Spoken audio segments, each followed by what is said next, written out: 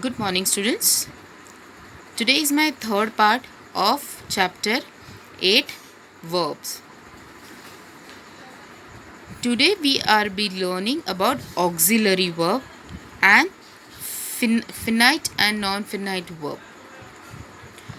Auxiliary verb auxiliary verb means that auxiliary verb is also known as a helping verb.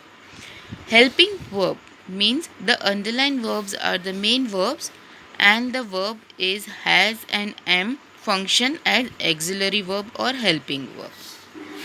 Okay. See, there is two verbs, main verb and auxiliary verb.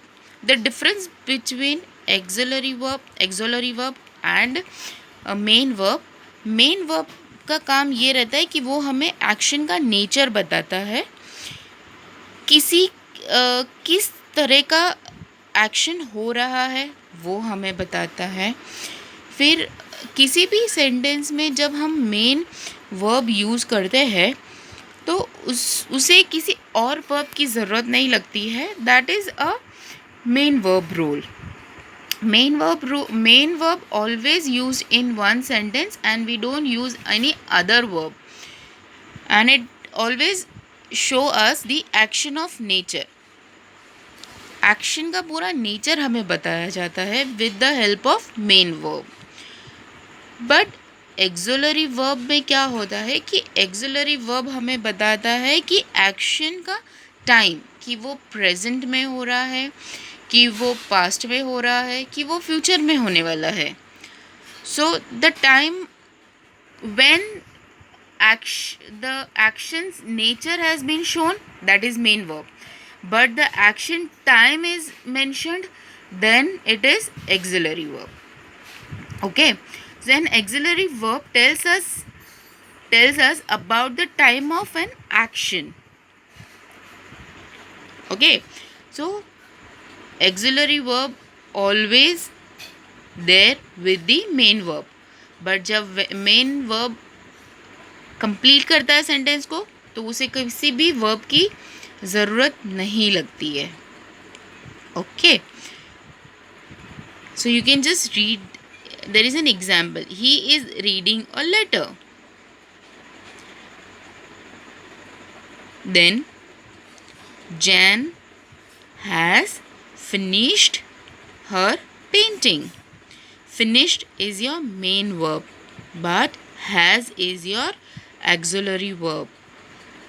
Then is your auxiliary verb. I am talking to my grandmother. Talking is your main verb, but am is your auxiliary verb. There is two type of auxiliary verb. One is over here, it's written. You can see it's auxiliary verb and modals. Okay, modals means this auxiliary verb is also known as primary auxiliary verb. The second is modal. The form is to, be, have. Okay, the first form is present tense, second form is past tense. Okay, for be we always use or write I, is, or am, or are. For do, does, and do. Okay, for be, for first form, for be in first form we write is, or am, or are. For second form we write was and were. For do we write does and do, and for second form we write did. For have we write has and have, and for second form we write had. For modal, will, can, shall, may, would, could, should, might. So this is will, would, can, could, shall, should, may, might, must, of, need, dare, used to.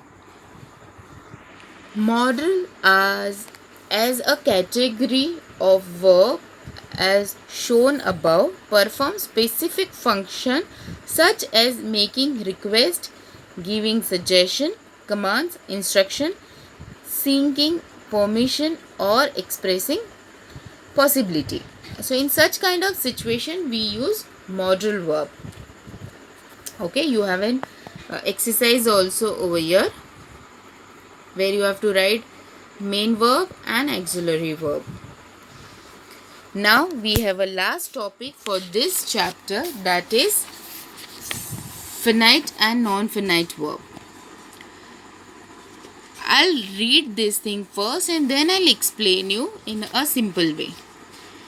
Nida likes to watch the butterfly in the garden. Nida and her sister like to watch the butterflies in the garden.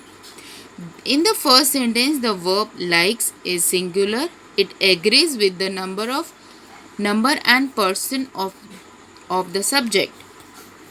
Nida and this therefore singular. In the second sentence, the verb like undergoes to change to agree with the number and person of the subject, Nida and her sister, and it's plural. However, notice that the verb to watch is the same in the both sentence.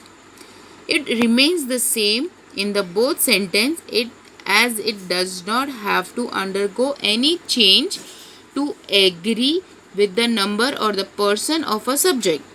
Verb which can be agree with the number and person of the subject are called finite verb.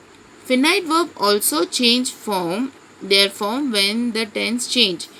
For example, speak can change to spoke, write can change to wrote, take change to the took, to talk about action that happened in past.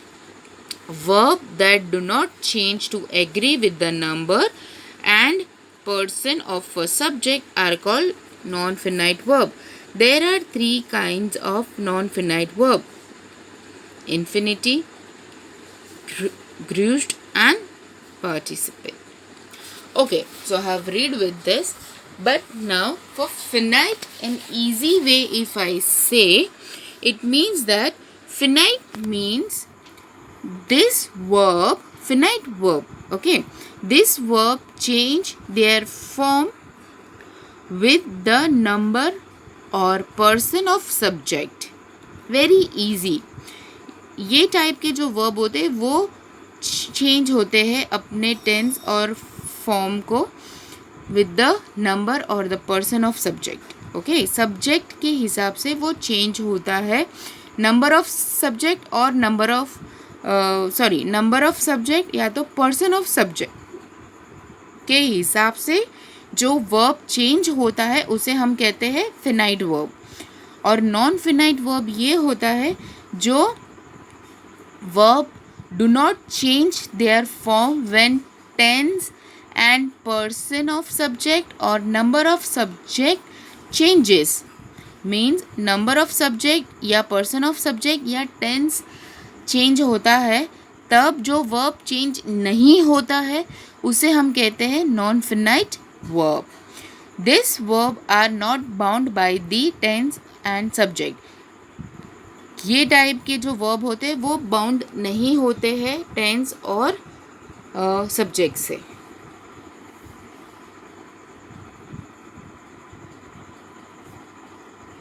So with this point, I'll going to end this chapter verb. It was a lengthy, it was very easy chapter. सिर्फ लेंदी है but difficult नहीं है. Okay, if you have any doubt you can message me. Thank you.